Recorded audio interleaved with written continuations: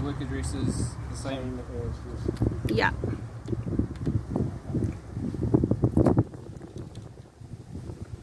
We respect what you do.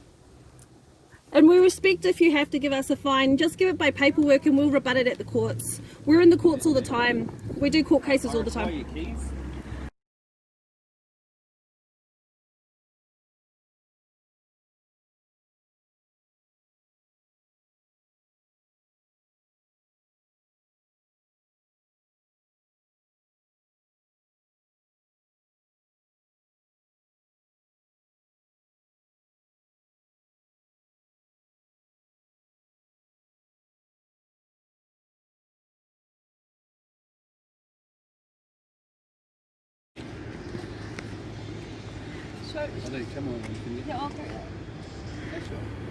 Hi everyone, how are you all doing today? Good, thanks. We're just going into the Christchurch police station to ask for my vehicle back. Yep.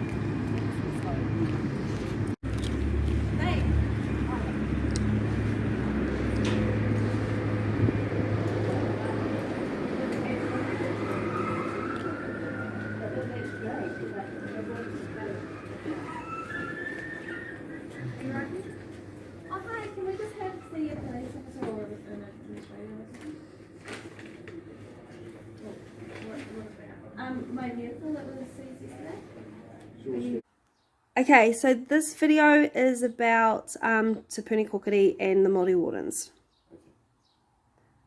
Hang on, I'm just getting a phone call. Well, if I take a phone call, will it show up on the thing? Maybe. Okay, just go. Oh yeah, missing the phone call. Okay, so can you just give us a little bit of a background about... Well, we'll just talk about what we were talking about specifically. And I asked you, how much do the Māori Wardens get? I think it's $1 an hour.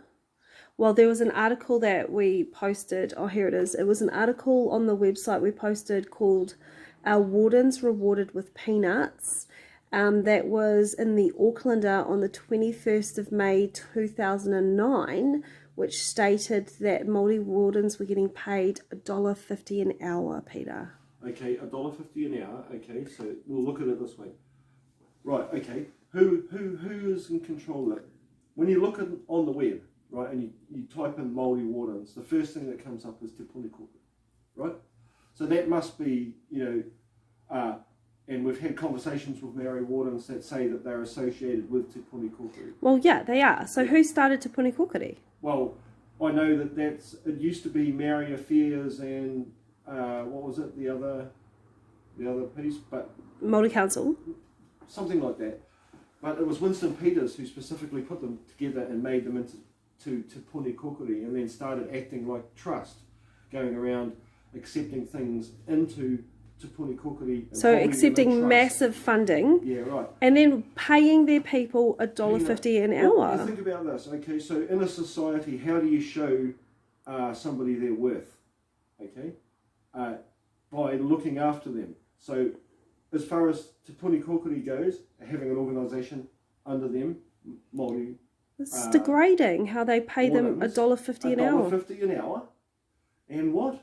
So that just says that they don't really value them, doesn't it? Yeah, so they're not valuing the Māori Wardens. No, and they're valuable members of our society. And yet they'd pay themselves how much? Oh, we don't want to go into that, but I don't see Winston being short of $1. Yeah. In fact, I bet you his whole wages could pay all of the Māori Wardens in the country. Yeah, and who's the other one? Who's the other one? Nanaia Mahuta. Oh, yeah, well, yeah. I mean, those guys are kind of part of that, aren't they? What are they doing? How come they're not taking care of the ones who are actually on the ground? Yeah, and so it's pretty bad. It's bad, and so, you know... So how can you get about it? Like, how can you get about... We're going to try and separate them. Yeah. we'll try and see if we can help separate them from Te Puni and they can operate as their own organisation and get proper funding from their own whānau hapu organisations. Yeah, and so that they can get paid properly and do the job. Unfortunately, it'll have to be privately operated.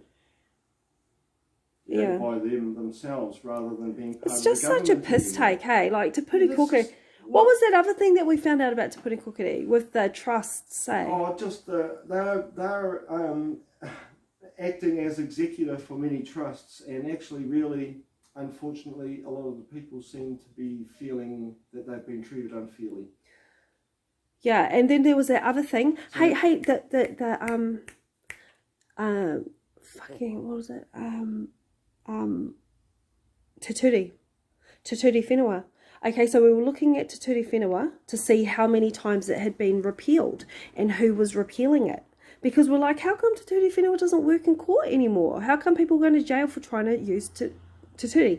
So we had a look on the Beehive website, and it showed that, in October last year, Te Puni Kōkiri was repealing it.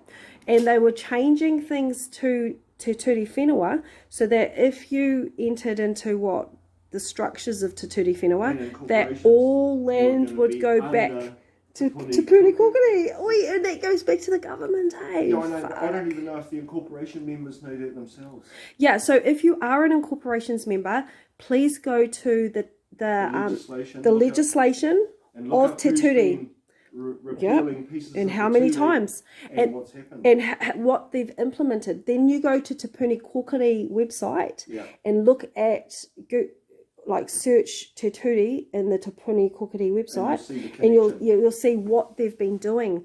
And so they've been funneling all of the land back into, so that Te Puni has the total, and they have executorship over, and that they don't even have to inform anyone they're doing it. No, they don't. That's what they've done. Because they already have. Te Puni Kōkiri, hey? Fucking hell. Thanks, Peter. That was good, eh?